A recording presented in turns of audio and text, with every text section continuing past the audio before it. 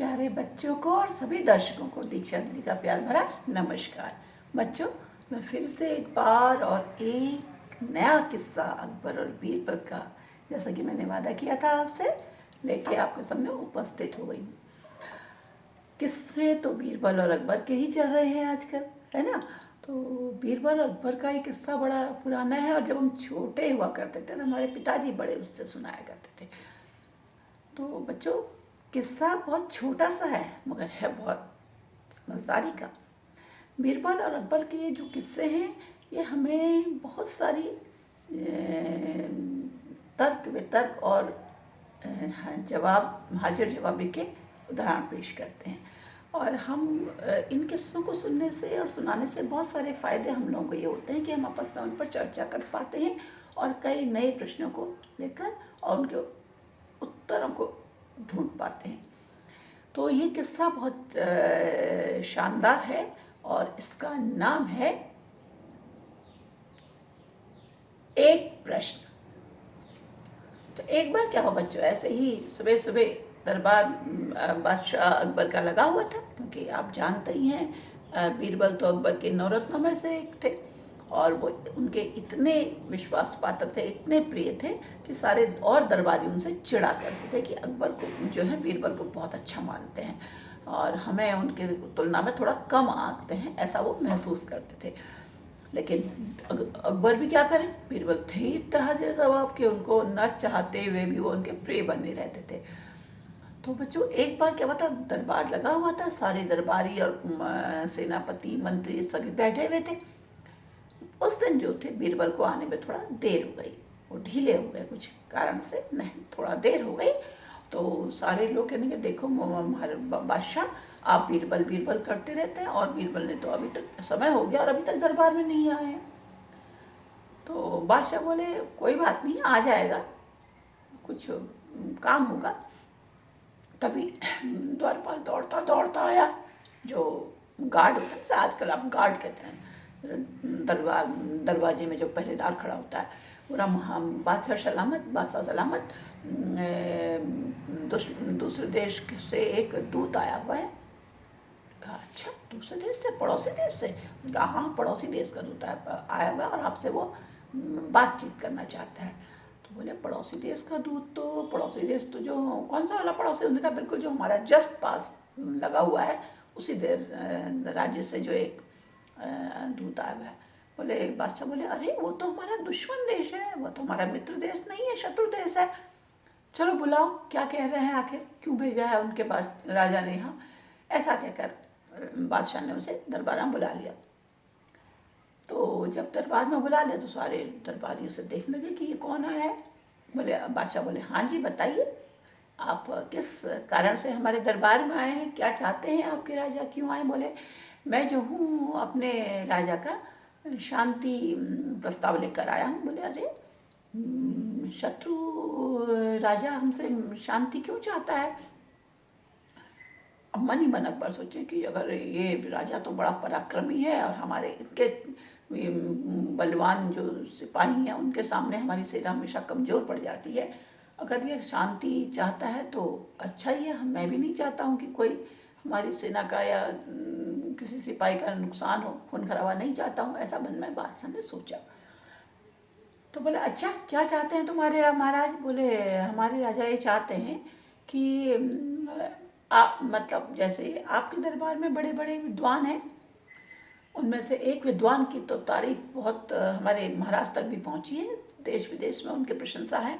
तो जो एक सेनापति बैठा वहाँ पर बैठा, उसने कहा अरे वो सोचता था कि मैं ही बहुत होशियार हूँ। बोले वाह वाह, मैं तो जानता था। बादशाह खड़े होके बोले कि मेरी प्रशंसा सब जगह फैली भी है, मैं इतना विद्वान हूँ कि मेरी विद्वता की धाक सब जगह है। देखो दुश्मन राजा ने भी मेरी प्रशंसा सुनी है।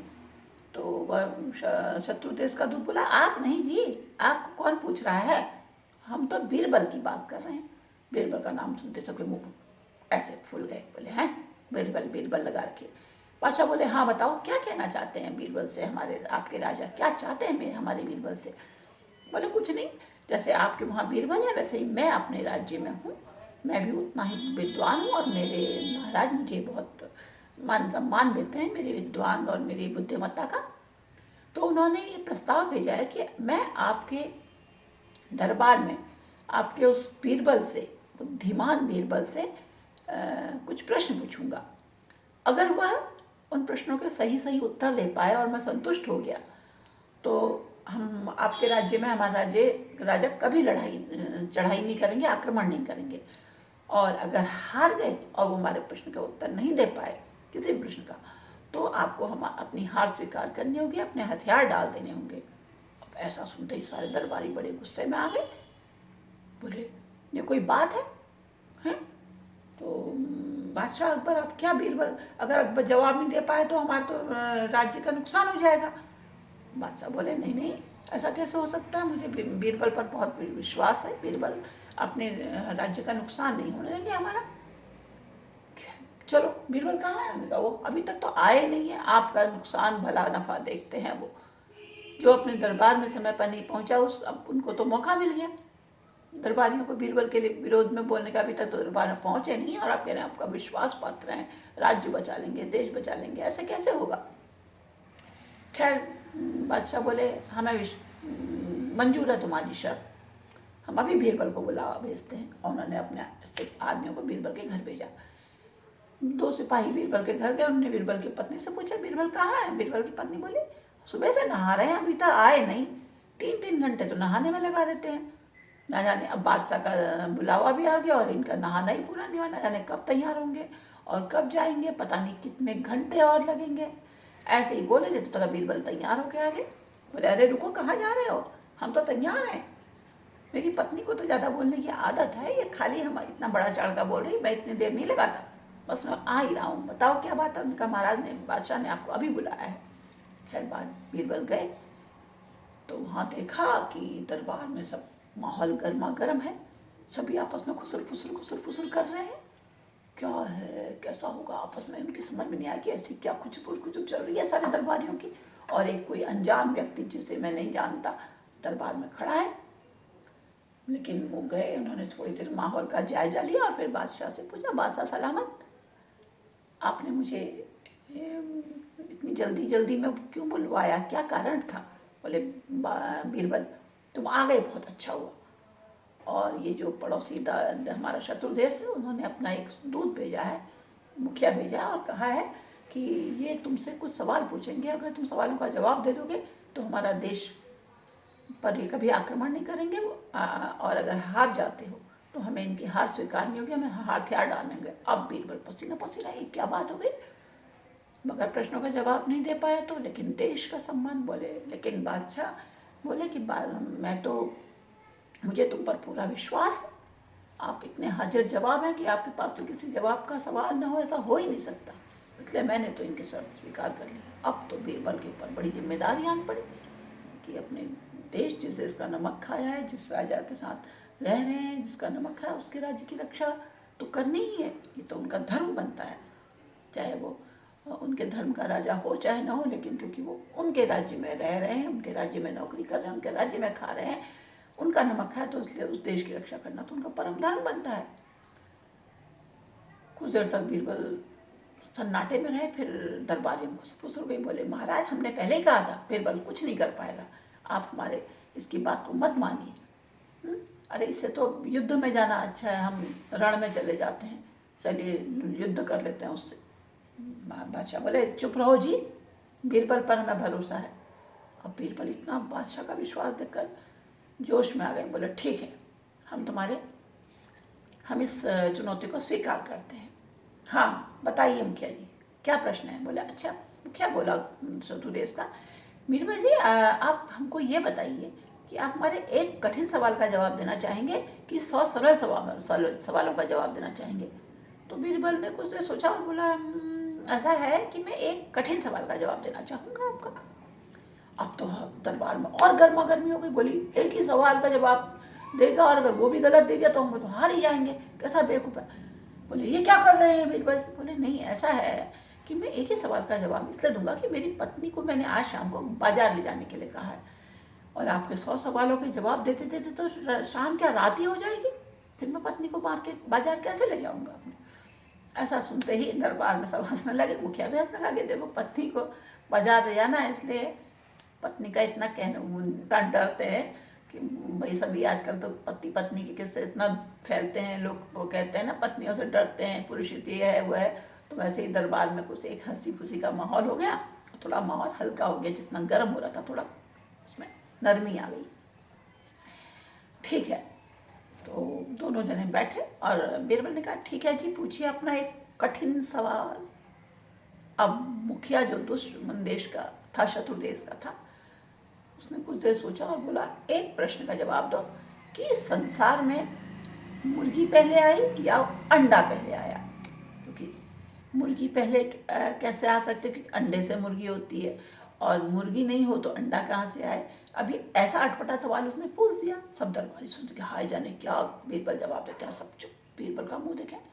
बीरबल ने थोड़ी देर सोचा, बोला बहुत सरल जवाब है भाई, मुर्गी पहले आई। सुन चुप। तो मुखिया बोला कैसे कैसे आई मुर्गी पहले। तो बीरबल बहुत शांत रहे और बोले महाराज जनाब, आपने मुझसे एक कठिन सवाल का जवाब मांगा था, तो अब इससे अधिक सवालों का तो मैं आपको जवाब दे ही नहीं सकता, क्योंकि मैंने केवल यही शर्त स्वीकार की थी कि मैं एक कठिन सवाल का जवाब दूंगा आपके, अन्य किसी सवाल का जवाब देने के लिए मैं बाध्य नहीं हूँ। तो मैं इस प्रश्न का तो आपको उत्तर दूंगा ही। मैंने आपके एक कठिन सवाल का जवाब दे दिया है और इस मुताबिक मैं अपना काम कर चुका हूँ। उनका इतना कहना था ही कि एकदम से बादशाह अकबर के चेहरे पर हंसी आ गई। बोले वाह बीरबल, तुमने तो बहुत ही चतुराई से इनके प्रश्नों का जवाब दे दिया है, इनकी तो बोलती बंद हो गई। सारे दरबार में एकदम से खुशी की लहर दौड़ गई और जो दुश्मन देश का मुखिया था वो भी थोड़ी देर तो भौचक रह गया, और उसके बाद उसने बढ़ करके बीरबल को गले से लगा लिया। बोला मैं मान गया, आप सचमुच हाजिर जवाब हैं और बड़े विद्वान और भी हैं। तो इस तरह से उनका जो राज्य था वो दुश्मन देश जो था वो उनका मित्र बन गया। उनने कभी आक्रमण न करने की शर्त स्वीकार कर ली और बीरबल जीत गए। तो बच्चों, थोड़ी सी सूझबूझ, थोड़ी सी अकल का प्रयोग करने से हम जब कठिन से कठिन प्रश्नों को, समस्याओं को हल कर सकते हैं। ये बीरबल की जो किस्से हैं, ये अकबर बीरबल के हमको ये बताते हैं। हमारे जीवन में कई तरह की परेशानियां आती हैं, तो थोड़ा सा शांत मन से, स्थिर मन से अगर हम उनका हल निकालना चाहें तो हल निकल जाता है। तो आपको कैसी लगी ये कहानी या ये किस्सा कैसा लगा, और आप मुझे बताएंगे कि आपको बीरबल अकबर के किस्से अच्छे लग रहे हैं या नहीं। यदि आप और किस्से सुनना चाहते हैं तो मुझे कमेंट बॉक्स में लिखें, और नहीं सुनना चाहते तो भी आप ज़रूर लिखिएगा। और कैसे लगती हैं आपको मेरी कहानियाँ, या कोई मेरे तरीके में कोई परिवर्तन आप चाहते हैं या कुछ और चीज़ चाहते हैं, तो वो भी आप मुझे कमेंट बॉक्स में लिख कर दे सकते हैं। बहुत जल्दी मैं कुछ और नई आपके मांग के मुताबिक या फिर यही एक और किस्सा बीरबल अकबर का लेकर आऊँगी। तब तक के लिए आपसे विदा लेती हूँ, लेकिन विदा लेने से पहले ज़रूर कहूँगी कि आप लाइक और शेयर तो इसको करिएगा ही, और जिन्होंने मेरा चैनल अभी तक सब्सक्राइब नहीं किया है वो इसको सब्सक्राइब भी कर दीजिएगा। ये आपका आभार रहेगा मुझ पर और मेरा मनोबल बढ़ेगा इससे। और ये किस्से और कहानियाँ जो कहीं छूट सी गई हैं, मोबाइल में खो सी गई हैं, जिन्हें पढ़ने का, सुनने का हमारे पास समय नहीं है, वो आप, आपके बच्चों, आपके नाती पोतों, इन सब के पास एक बार फिर से आसानी से पहुंच जाएंगी। तो इसी बात के साथ मैं आपसे विदा लेती हूँ। नमस्कार।